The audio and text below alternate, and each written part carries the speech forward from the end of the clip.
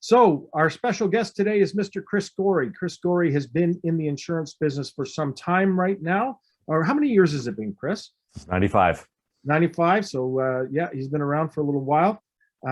Chris is a very successful insurance advisor. And he advises a very specific target market. I'm not going to steal your thunder, Chris, but a very specific target market on benefit-related issues. And since his laser focus of a target market, he's grown his business from 0 to over 65 clients. I think it was 66 or 67 when we spoke last. No, it's more than that. It's closer to 95. 95 clients in a really short period of time. So I can't think of anybody better to talk about this particular subject, the importance of focus and commitment to a target market. So, Chris, where did you start? What happened? How did this come about? I just want to say first off, Rob, that it's actually great having Lawrence here because I don't know. I think I've been doing the target market with insurance and tech startups since 2008, but having Lawrence here, and he's been doing target marketing longer than I have. I mean, working with lawyers. So it's great having you on here, Lawrence. So I appreciate you taking the time. Chris, I'm excited to hear what you have to say. Oh God, I'm anxious to hear what I have to say too.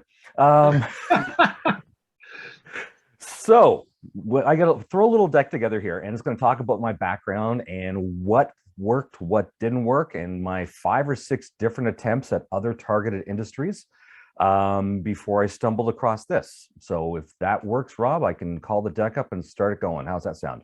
That sounds fantastic. That sounds absolutely fantastic. Okay, so I've got the deck is approximately 12 slides, and then I've got a spreadsheet I'm going to reference afterwards. I'm going to do my best Jay Nadler impression and call up a spreadsheet. But please, just anybody, just let's make this as interactive as possible, okay?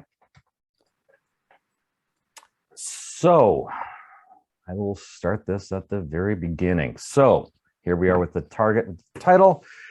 Give a little bit of context about who I am. I've been in insurance since 95, but I actually grew up in a tech household. For some of you who've been around for a while and you've know tech from back in the days, some of these things might look a little familiar. I was actually fortunate enough to grow up with a father in tech. My dad started selling computers for Wang Computers. Some of you might recognize this brand from 1976 until 1991. And I love him. He actually sold mainframe computers up until 2013 when he decided to retire and then passed away a couple months later at the age of 88. So I spent my weekends in my dad's office when he was getting caught up in work. And you can see these are some of the things I grew up with, going to high school. I'm 55, growing up going to high school in the early 80s. If you took a computer course, you actually did your programming on little cards in the top left-hand corner. And I am, just for the record, I am that idiot who didn't number them on the back and walk into class, drop them in the hall, and failed my assignment as a result of that. So that is me. And yeah, if your Wang is down, we'll get it up. You recognize that brand, Greg? Yeah, that was a great one. Thank you. I've never heard that one. My dad, being young, tried to keep it clean, so he never shared that one with me. The thing you see in the bottom corner, we were a tech household. We had that Commodore VIC-20, and I remember as a kid, I played a lot of baseball and actually writing a program on the VIC-20 to track the baseball stats for the team that I worked in. So tech was something I grew up in. But from an insurance standpoint, how did I get into insurance? It's not something that, your high school guidance counselor said, you need to get into insurance. I stumbled into it. Took geography at university, worked for the Globe and Mail afterwards. And then I went to college at Humber College afterwards, just because I loved racking up student debt, and did 7 years. And I actually took a program up at Humber College called CIS, Computer Information Systems. And it was my first serious exposure to computer programming, and I realized very quickly that I sucked at it. I don't have the detail to see where an extra semicolon or a period needs to go. So I failed all those programming courses in COBOL and PL1. So realizing that didn't work out, I actually stumbled into insurance in 95. My ex-wife actually had a P&C brokerage, her family does, and they introduced me to a company called Applied Systems. So I started working for Applied Systems, worked for Applied for 2 years. And I just want to tell you guys a quick story. Rob, I shared this story with you. I figure it's always good to share a laugh. So we're rolling out, we're a team of 3, we're rolling out the first Windows-based product to P&C brokerages in Canada. And it didn't matter if your office had 300 people or 3 people. We always sent out an installer to set up the first computers. So we have a little office. This is 1996, a little client in Aurora, Ontario, husband and wife and 1 employee working out of the basement of their house. And Betty was a little impatient, and she couldn't wait for Roger, our installer, to come out and install the product, install the workstation. So she calls up support, and she got a hold of this guy named Bill, and she said, "Bill, I can't get my very first Windows computer to work." And Bill said, "What have you done, Betty?" "I've done everything, Bill." And Bill said, "What have you done?" She said, "I've even taken my shoe off." And Bill's thinking, what the hell is she doing? Betty thought that her mouse was like a sewing machine pedal, and she'd put it on the floor under her desk and was trying to navigate the mouse with her bare stocking foot. Anyhow, true story. Want to provide a little bit of color to this. So 97, I move over to my ex-wife's PNC brokerage. In 98, Zurich Insurance came in. They had actually brought a program from the Kinder brothers out of Texas. And they were bringing in pre-qualified life people to work your existing PNC block. And we brought in 4 people to actually work our existing PNC block. They're about a $14 million PNC brokerage. Got my life license in 01, and I kept involved, I stayed involved in the PNC side. I see a couple of familiar faces from when I was involved with the PNC side. I stayed involved with the applied user group internationally up until 2018. I was on the board of directors from 2012 through 2018. Never PNC licensed. But what happened was these advisors we brought in started dropping off the books one by one, and sadly 1 passed away. Last one left in 2006.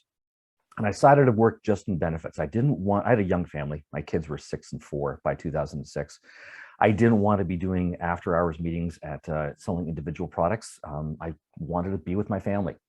Also, my mother was a business owner, so working with business owners really appealed to me. So I decided to focus strictly on benefits. I thought, okay, there's some possibility to work on different segments. And I tried a bunch of different things and I failed. So the takeaway to this is if you decide to work on a target market, just because your first or your second doesn't work out, don't give up. I tried the PNC brokerage. I had my ex-wife, my ex-father-in-law, various producers in her office come take me out to do introductions. Nothing. I tried working on connections through that I made through the PNC software industry from US brokerages. Nothing. My ex-wife was involved with the Canadian Franchise Association. Rob, you and I spoke about that years ago. Yep. That didn't go anywhere. I actually wanted to be a firefighter. So I actually tried marketing to volunteer firefighters. Side note, I failed the physical. That's why another reason I'm in insurance. I tried the advertising industry. Nothing got me anywhere. And then I realized I've got to do something. 2006, when the last person left, we had 5 groups on the block. That was it. 5 groups. So in 2008, I started reading about this blossoming tech scene in Toronto. And they're profiling about 5 different companies. One was a company called Wattpad. And I reached out to Wattpad and I said, okay, let's start talking a little bit. I thought I programmed a little bit. I grew up in a tech household. I can talk the talk a little bit. I went up to their office. If you're familiar with Toronto, they had a very small office up at Yonge and Cummer. The office was so small. They had 5 people. It was suite 204 and a half, tiny little space. So people have said to me, is it worth taking on those small clients? Is it worth going out and seeing them? Absolutely. The first one I took on was Wattpad. Fast forward 13 years later, they were just acquired for $724 million Canadian by a South Korean company. They're now up to a team of 250. In 2013, the founders of Wattpad introduced me to a friend of theirs. Their friend was launching this cool little company called Bitmoji. Fast forward a couple of years, they're acquired by Snapchat. So I now still write the benefits for Wattpad, and I still do the benefits for Snapchat. So that one little tech company that had 5 people, 2 founders, a wife, and 2 employees, has now translated into Wattpad with 250 and Snapchat. Well worth taking the time to go up there. Started to grow. My business started to grow. I had about 6 tech companies by the end of 2010, by then 29, beginning of 2010. The others, this is a peril about working in the tech space. There's a lot of acquisitions, acqui-hires that go on. We'll talk about that more in a little bit. Wattpad's the only one that's still in existence today. The cool thing that I found about working in this industry is that you can go in and say, I work with Wattpad, I work with company B, company C, and I was pre-screened. I was pre-qualified. So I was able to take that, and then it's by 2015, I remember speaking at one of Dave Patrick's events, and I had 54 tech companies at that time, and now it's about 94. So Chris, Rob, what you're saying is the more experience you get in a very specific target market, the more confident you are, the easier the conversations. Absolutely, but it does limit you, which I'll talk about in a couple of slides. Putting this together, Rob, was a really made me reflect on who I am and what kind of an advisor I am, and it made me realize that I have limitations, especially outside the tech space, and I'll talk about that in a couple of slides, if that's okay. So I just want to say how I got my name out there. I've never been comfortable asking for references. Some people are. That's just not me. I'm not saying it's right or wrong. It's just not in my DNA. I did a lot of email marketing before Castle came along. The Canadian anti-spam. I just realized now that's the wrong acronym down there. Dave's laughing at that. It's the Canadian anti-spam law. I've done LinkedIn marketing, some success. Depends on the time of year you're doing your keywords. I just immersed myself in the community. I sponsored tech newsletters, tech sites. I was a guest on several tech podcasts. I became a sponsor at the communities and events. I became an advisor at tech incubators such as the DMZ, which is a digital media zone at Ryerson University, Ryerson Startup School, 111, Extreme Startups. Someone said to me, you got to walk the walk. And I just said, I'm going to go all in on this industry, and I'm not going to actually have any regrets. So I worked my ass off doing email marketing at 11, 12 o'clock at night and weekends. And two conversations stood out with me. One time we were up at my ex-wife's cottage northwest of Peterborough, and I was emailing a guy at 11. We had a call at 11:15 on a Saturday night because I realized that tech companies are not 9 to 5 Monday to Friday. And I had to meet them as a service provider where they were. And I had a call with this guy, like I said, 11:15 on a weekend. And he was in BC, and he made that comment. He said, I'm working with you because you're here when I need to talk about this, not 9 to 5.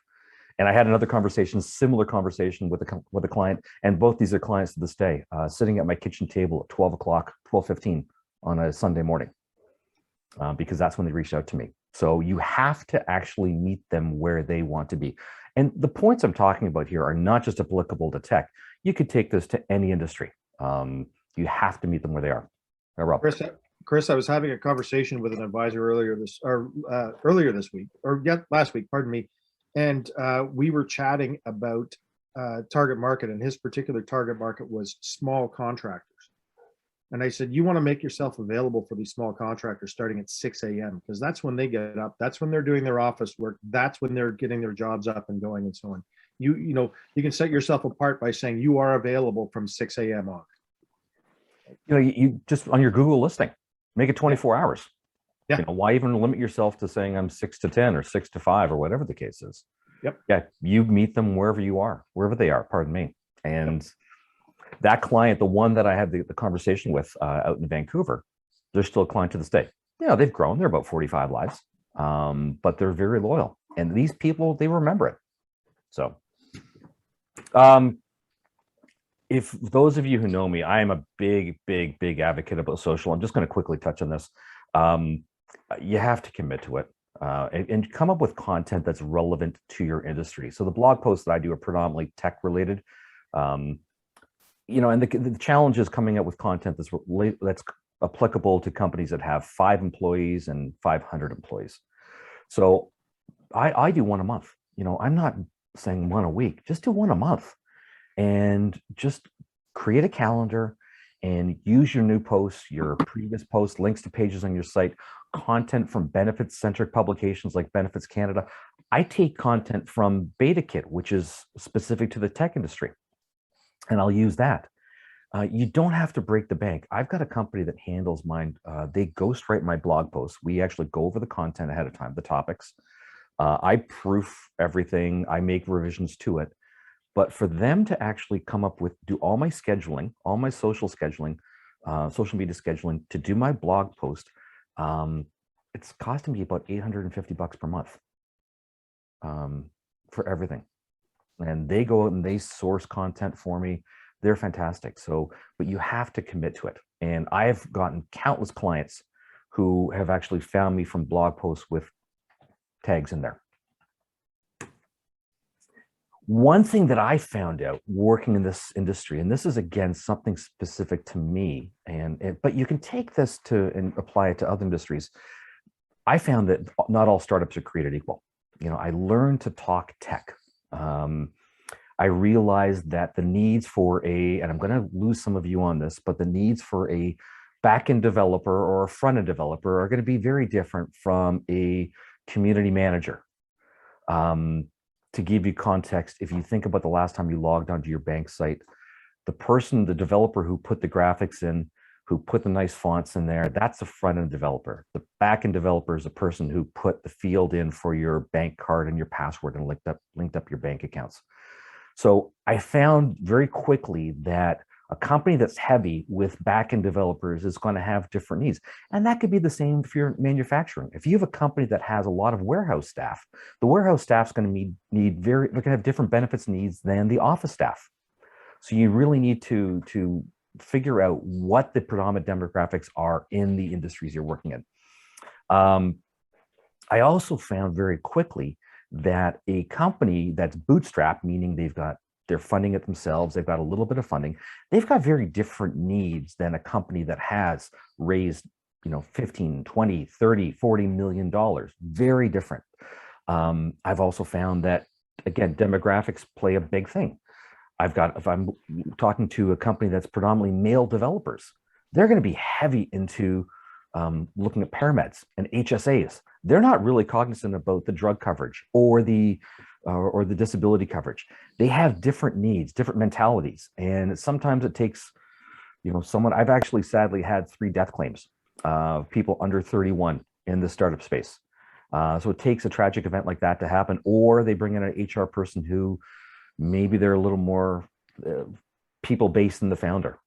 So it takes a culture shift within the company to actually get a different mentality, different buy-in.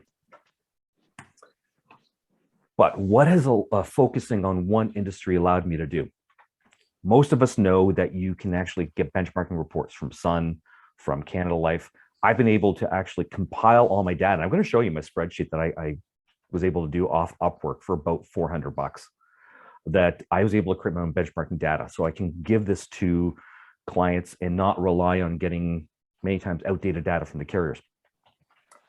Tech has a talent shortage.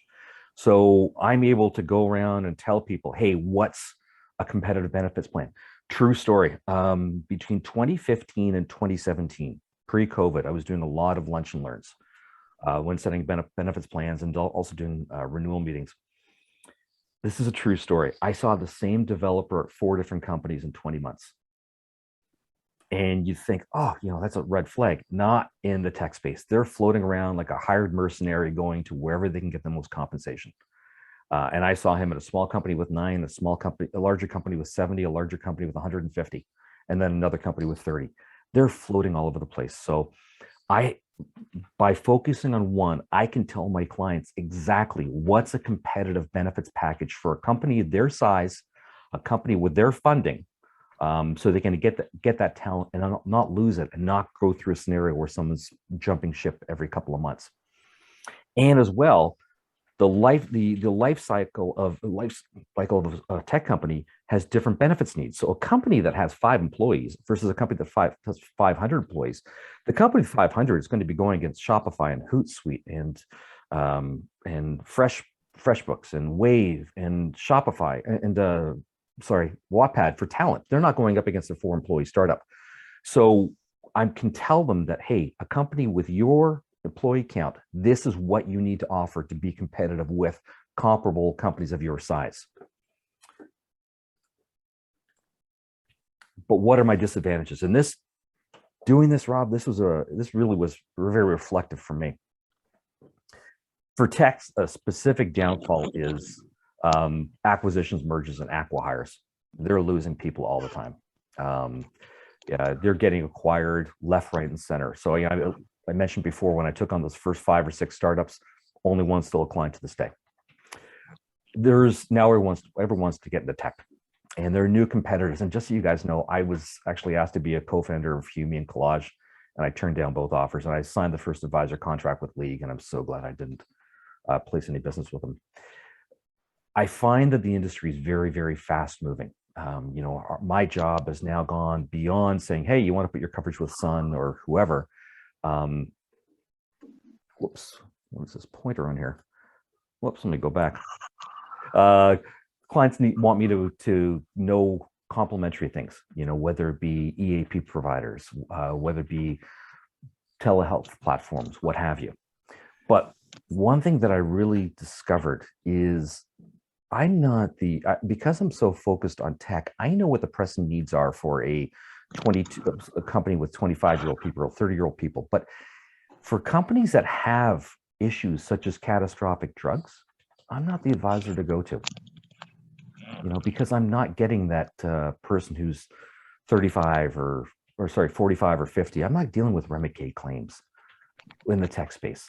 So I'm not actually having to deal with that. So if somebody came to me and said, hey, I need help with this catastrophic drug claim, I'm probably not the advisor to go to. I can help you with your tech coverage and tell you what's going on. But for something like that, I'm not the best one. And that's made me kind of reflect on who I am. I will disagree with that, Chris, because you are part of great networks of people where you have access to all these great resources and find solutions all the time, right? Well, thank you, Dave. I do, of course. Dave, what is that network? Maybe you could share that with us? Well, of course, it's Lawrence Geller's for advisors only, for example, as one of them. And the other one is the CGIB. And you can find out more information on cgib.ca, and a great resource. And by the way, just a shout out to Chris with this tech side of things. Chris has been a extraordinary resource and volunteering his time to CGIB and putting together various spreadsheets with updates on changes. And so you really need to become a member if you're not. Sorry. Thanks, Rob. Yeah, no, you're right.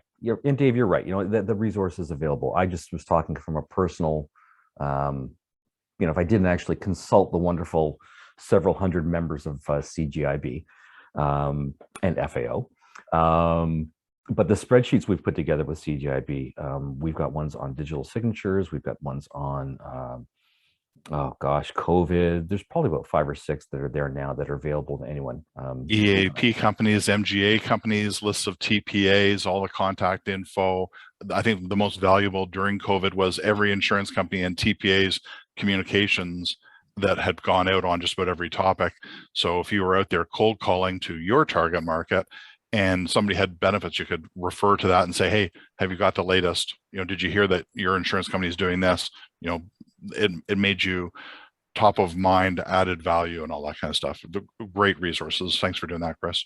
Oh, happy to.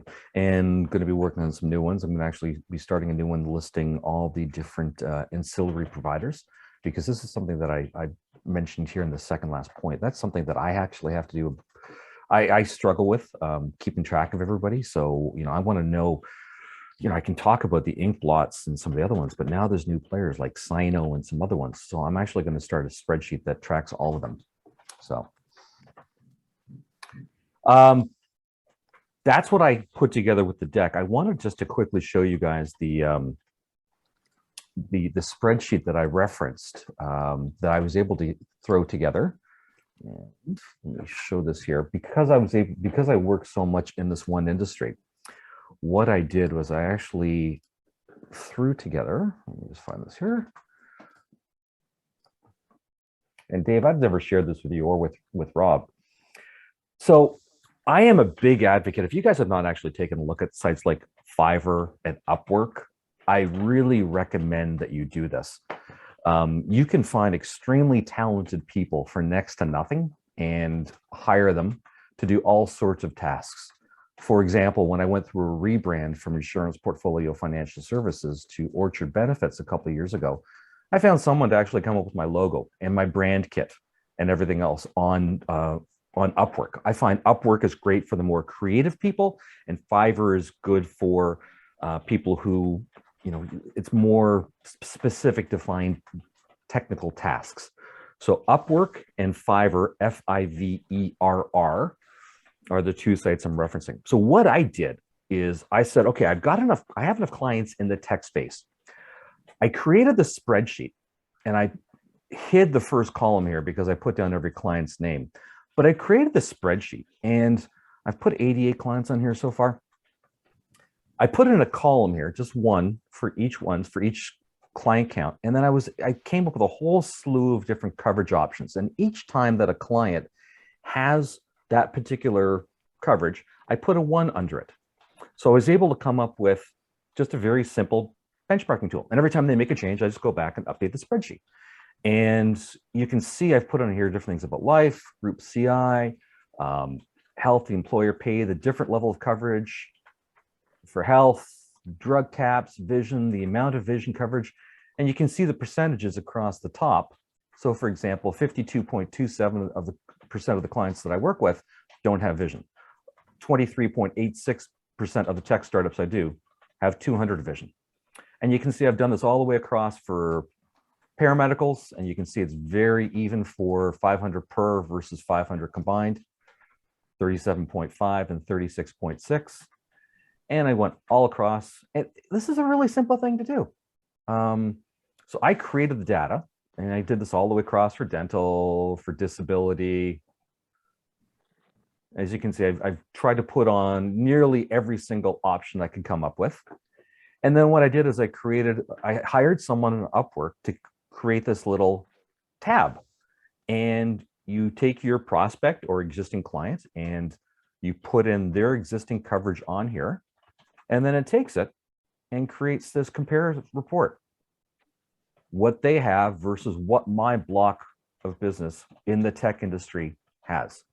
So because I work with so many in the industry, I was able to create this for about $400 off Upwork.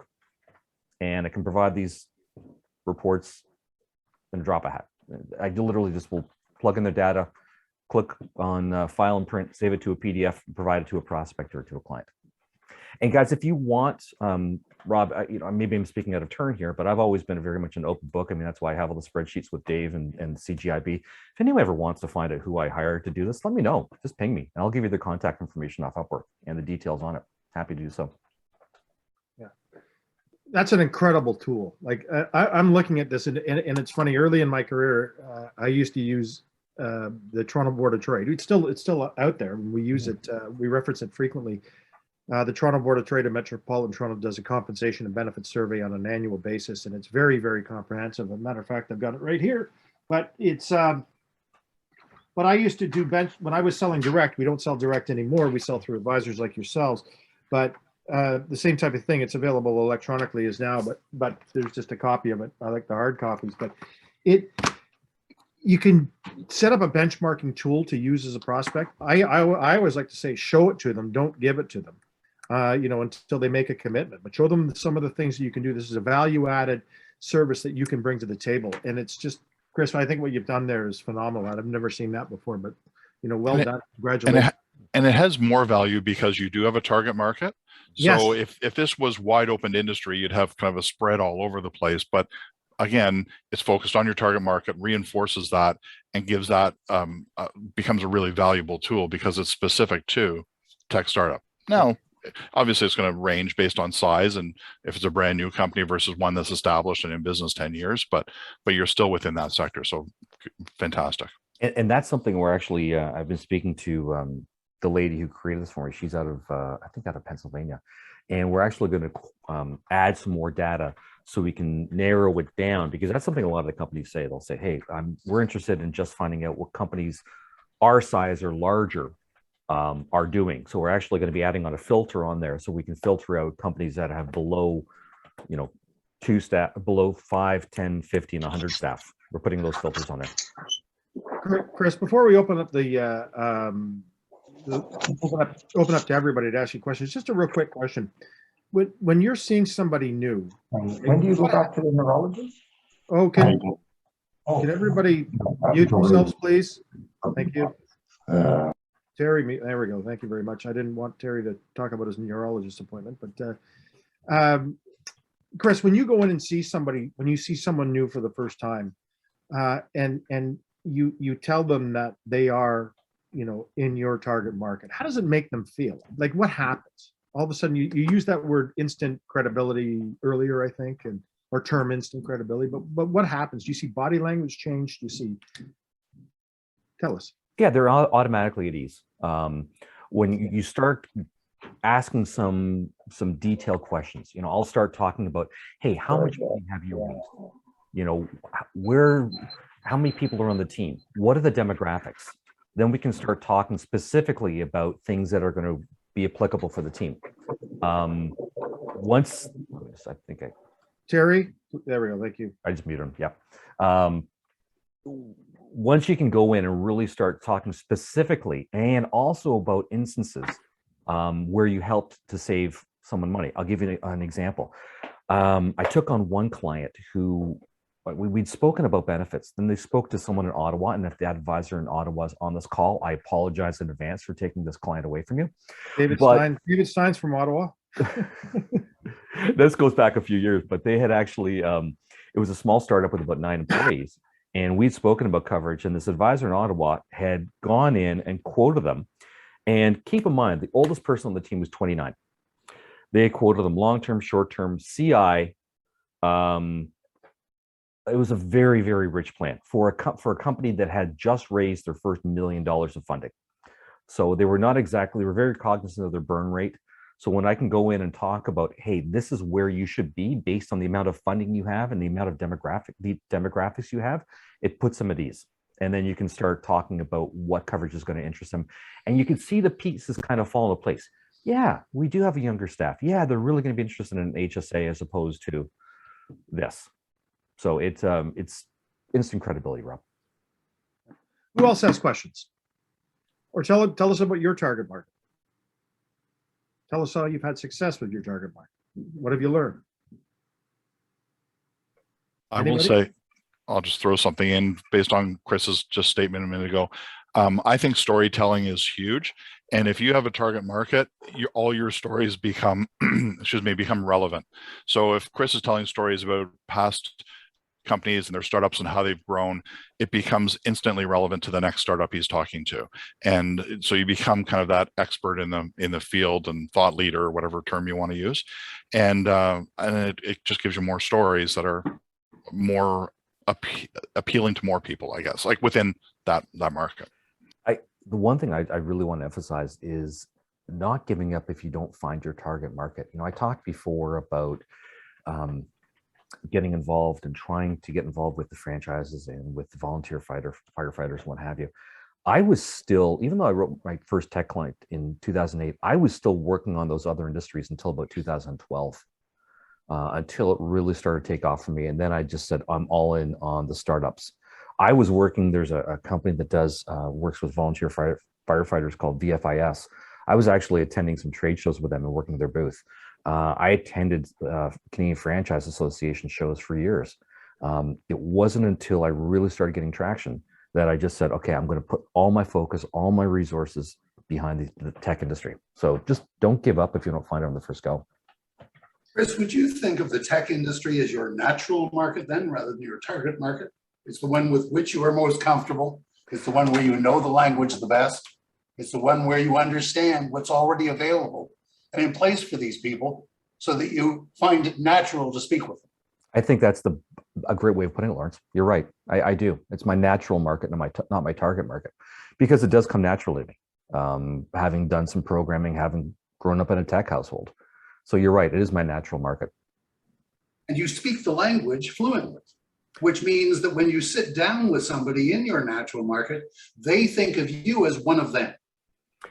Thank you. That's a very good point. It goes back to just immersing yourself in the industry. When I can go in and talk about, like I said, a front end versus a back end developer, and I can start talking about, even though I don't know the programming languages, I can start talking about whether something's being done in Ruby on Rails or Python or, whatever programming language. Again, it helps to put them at ease. if I can, like you said, speak their language. There was a question. Sorry, Chris. I think that's a brilliant remark, Larry, because my target market is female-owned businesses, and predominantly local female-owned businesses. And when I go in and I talk to female-owned businesses, and many of them contact me directly, we already have a commonality, because I have been, even before this, being a financial advisor, I have been in a family-owned business, and I ran the finance department of the family business. So I understand the challenges that they face, and we can sit down and we can have a conversation about that. So Wendy, great question. So, or a great comment. Thank you for sharing it with us. Let me ask you a question. So you're empathetic. You can feel, you walk in the same shoes. Yes. Does it make your job as an advisor easier? Absolutely. It opens the door right away to the conversation. And so I understand the challenges that they're facing as a business owner. And because I've had a benefits program of my own in previous businesses, I understand what some of the shortfalls can be, what some of the challenges can be with the benefits program. And I now have my own benefits program in my own business. And so I understand what they may be looking for. And so we right away, we can open up that conversation about what they may be looking for. How much of your business is by recommendation, Chris? gosh, I'll be honest. I in the last 4 months, and I am a big believer that in the insurance industry, there's usually about a 10% BS factor. You know, when you talk to people, they always overinflate like the number of clients or the size of their block of business. I hate the BS factor. So the numbers I'm giving you are legit. In the last 4 months, I'm either quoting or have written 6 new clients. 1 was a referral, 5 found me off social media. And they Googled benefits, tech companies or benefits startups, and they found me that way. Can I throw one quick comment? Just Lawrence had mentioned natural market versus target market. Chris's natural market may be the tech space, but he's not working with Microsoft and Facebook and IBM. His target market within that natural market is the startups, the smaller, growing companies and stuff. Just to kind of add words and build boxes around stuff. To give you some more context, again, no BS factor. And then the niche market is the size. Sorry, Lawrence, could you repeat that question or comment? And Chris, remember we were talking earlier about niche market. Yeah. So you have a natural market. Within that, you have a target market, and your niche market is startups, small startups. I would absolutely. That's where I was going to go with that, Lawrence. I would actually say small startups, because if you look at the companies I'm working with, north of 100 employees, maybe 10 of my 90 plus. They're all south of 100 employees. So yes, there's a very niche within there. Chris, I've got a question. Can you hear me? Yep, I can hear you, David. Yeah, hi, Dave McCallum here. I'm out on the West Coast. Seen your post on CGIB before, David. Yeah, nice to meet you. You as well. Thanks for joining us, David, so early in the morning for you. Yeah, it's early for me. It's still dark out here, but anyways, my question is, if you're implementing new clients that are startups with maybe 4 or 5 individuals, that client is busting their ass, right? And they're focused on developing whatever it is they're doing. So where I'm going with this is they don't often have very much time for plan administration, group plan administration, as they're hiring and growing, right? So how much of that do you take on? And I suppose at what point do you let it go? I guess it's when they hire an HR person. Is that correct? Yeah, I'll do whatever they need. I'm finding with tech startups that they are really transitioning to a full-time dedicated HR when they get to around 20. They'll bring a full-time HR person on, they'll implement an HRS platform. Up until that point, if they want to send me the enrollment forms, I'll take care of the onboarding. If they want to let me know about the terminations, I'll take care of that. Because that's you're trying to handhold with them, and they don't forget that. I handled the onboarding for Wattpad way back then. When I actually have a couple clients, and you guys might find this interesting. Some of the value adds I'll do is there's a platform called Receipt Bank, which you can put all your corporate bills into, and then it matches it up to your accounting software, Xero, FreshBooks, whatever the case is. I've got a couple clients that said, hey, look, while you're on Sun Life site or Manulife site, can you grab our monthly bill and just send it off to our receipt bank? It takes 2 minutes to do. It's one of the little value adds I do to help out from an administrative standpoint. So yeah, I think about 20 to 25 is where you see that transition from helping with the day-to-day admin off to an HR person. And that HR person might have 4 or 5 different roles. They might have 4 or 5 different hats, but now benefits administration is one of those hats for sure. Absolutely. Great.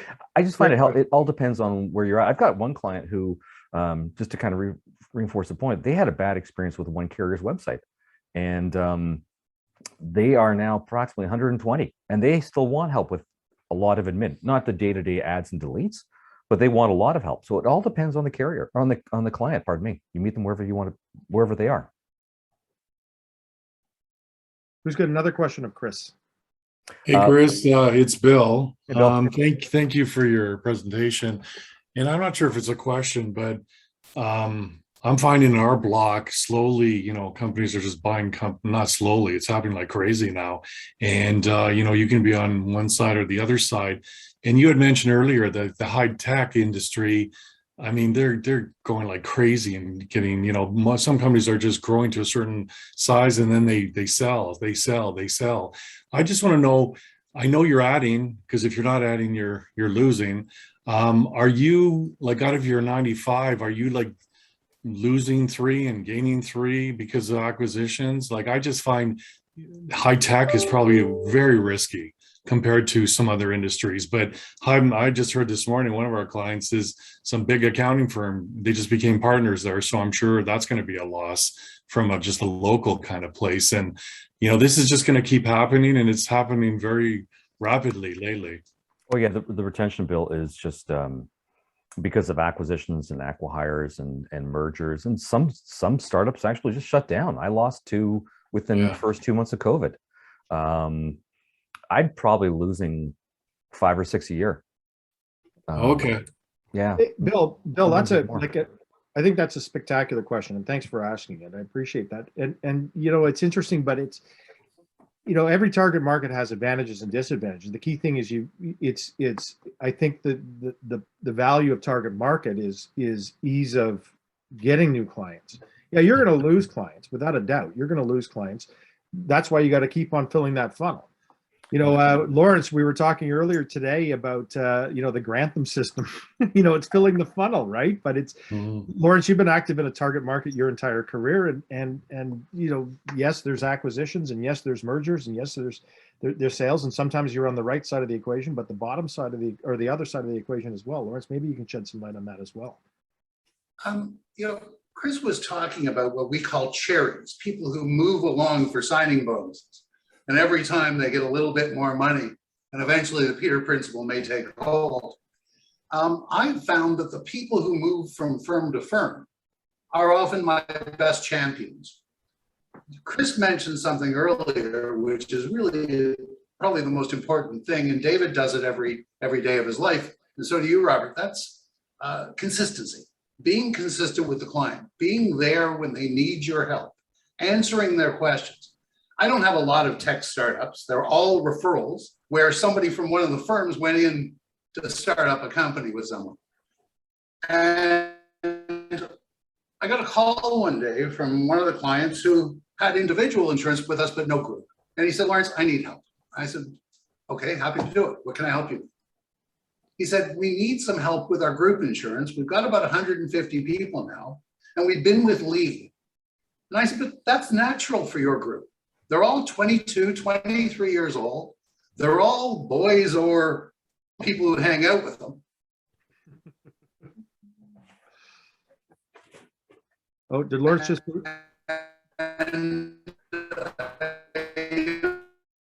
The internet in Campbellville is leaving something to be desired. The whole thing. Lawrence, you're freezing there, buddy. Isn't that the type of service they want online? No question. Can you hear me now? Yeah, that's better. Okay, there we go. I find that they went to League. They were with League for about a year. And he called and said, well, they aren't answering anybody's questions. Our people need help because otherwise they're going to spend all their time with the group insurance, not doing their work. So we got another client. I think, Lawrence, just to kind of piggyback off what you're saying, I think knowing in the space that I'm in, there's a lot of new entrants. You know, I alluded to League and Collage and Knit and Humi et al.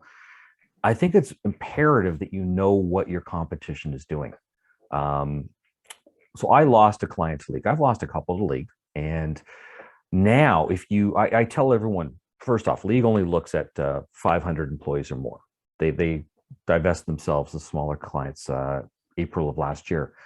But I find it imperative to know what they're doing. So I always tell everyone, hey, if you're looking at League, go look at the reviews of League off their Facebook page and go look at Product Hunt TO, where they did an insurance night, and a senior person at League was in there joking about how we call employees lives, and their words were F Uber to a crowd of 100 people. So I think it's very important that you actually go and know your competition. It's imperative. And when you point out that the day after that presentation that League was so happy to have Uber join as a new client, it just shows you how it's their own words killing them, right? By knowing your competition. So can I kind of just take the conversation a different route? Someone actually sent me a message here talking about new clients and social media. So I mentioned earlier on that Bill raised a great question about losing clients, and I've actually I'm in the process of taking on 6 new clients in the last couple of months, and all of it came, with the exception of one, just through social media. One was a wife of a founder of another startup, and they want coverage for the startup she's at, but the 5 other ones all came from social media. So Greg actually just sent me a message about what I'm doing with social media, just to get a little more information. So Rob, is it okay if I take the conversation that way? Yeah, and Chris, just a thought. Absolutely, and that's going to be one of the subjects that we're going to be talking about in the new year on our Zoomcast series about social media and so on. So, okay. Yeah, absolutely. Okay, so what I've done is, as I mentioned, I actually work with a company that handles my social media, and what we do is every month we come up with a social media calendar. And I just want to show you, like, this is the stuff we come up with. This is posted on LinkedIn, this is posted on Facebook and on Twitter. And you can see it's a blend between content from sites like Benefits Canada, links that are on our existing site, blog posts. But the key thing is just to actually do it on a consistent basis. As I mentioned, I'm only doing 1 new blog post a month, but I've been doing blog posts once a month for probably 6 years now. So I have a whole library of content that can be recycled if necessary. So you can see it's, Benefits Canada. As I mentioned, I'll throw in stuff from other publications. This month we didn't throw in anything from BetaKit, or there's something from BBD. So it's just being out there on a consistent basis and just tagging all your blog posts. One of the things that I've found, Chris, and maybe you could comment on this as well, is when you have multiple blog posts like you have, and people search you, and the people search things, and they search, different combinations of words and so on when they're looking for something specific, and they find you 3 or 4 times at the number 1 position when they're doing searches, different searches, it again increases your credibility considerably. Would you agree? Absolutely. Absolutely. And the more the links, more third-party links you have pointing back to your site, it helps with your SEO. Yep. I'll tell you one thing that's not all that's cracked up to be is LinkedIn marketing.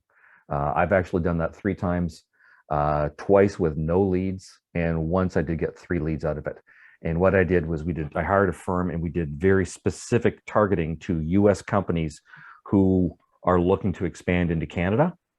And I got a couple of clients who are still clients to this day, but the ROI was not there. For the amount of time they put into developing landing pages, to the ads themselves, to everything else, just wasn't worth it.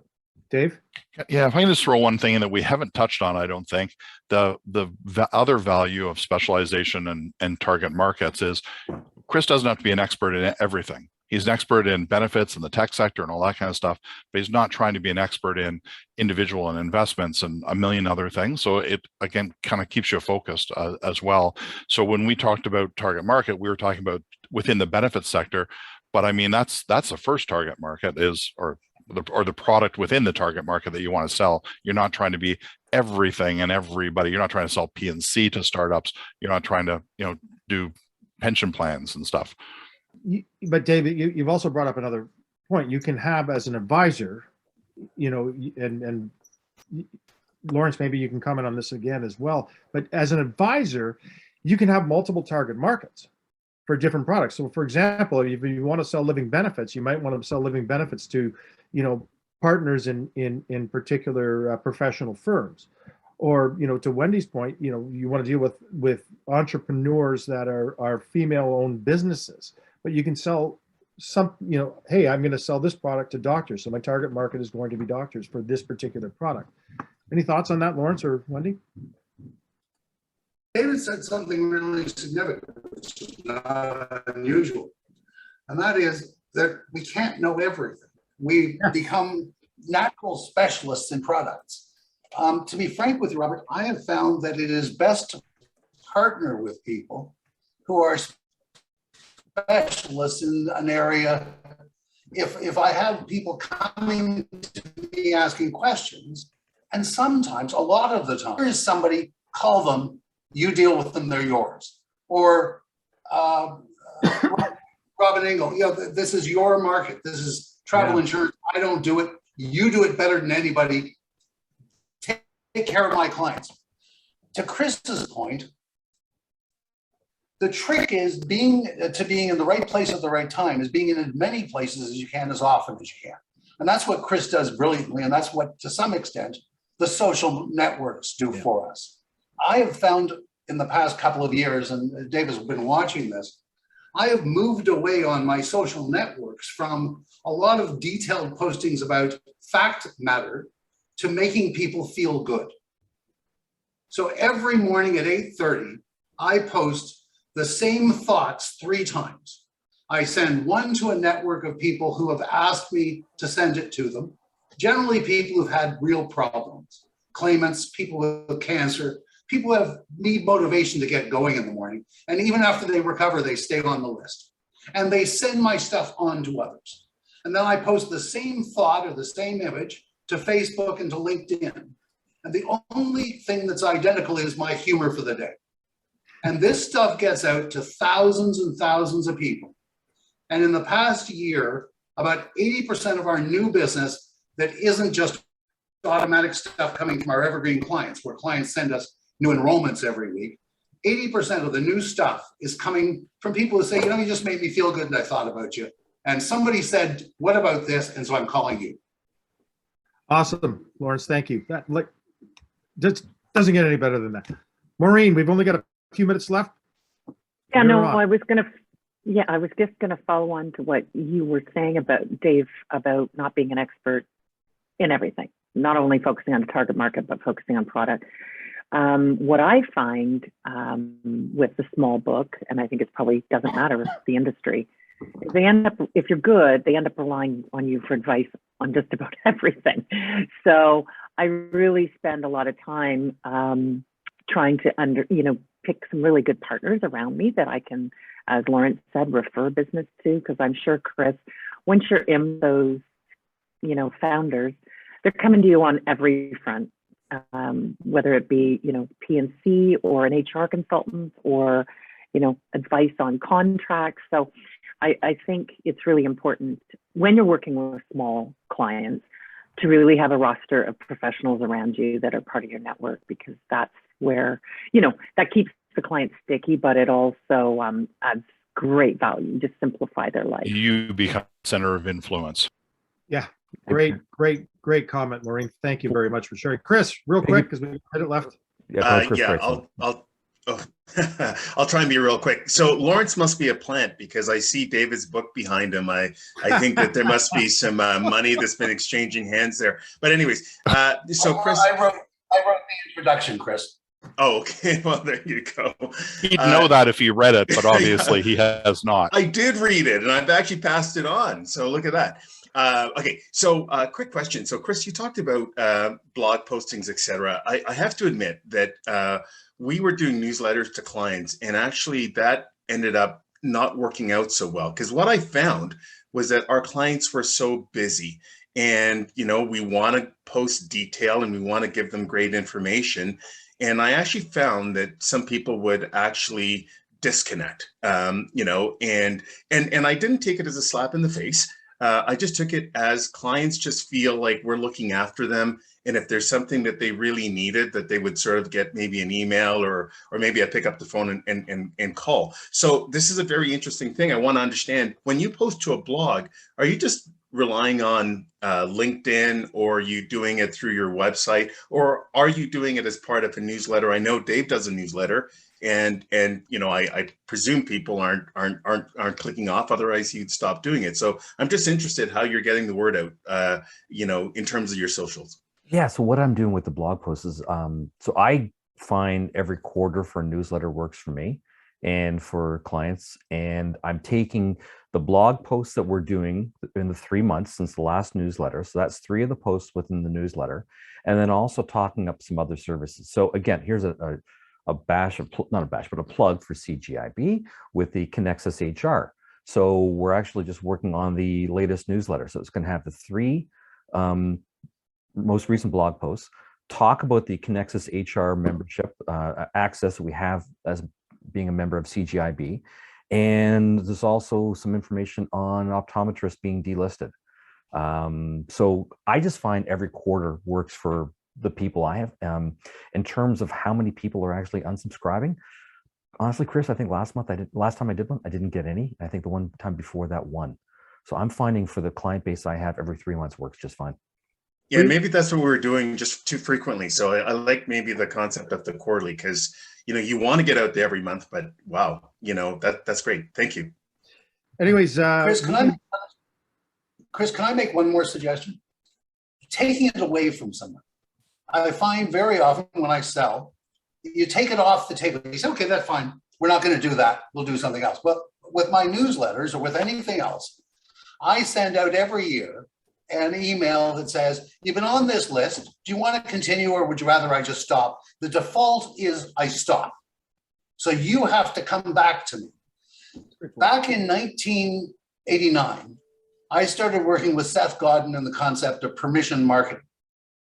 And I use that in everything. I get permission from clients for everything. So one thing I will offer to your group, Robert, is a while back, Jim Ruta's Essential Financial Advisors, there was a question about a trusted contact letter.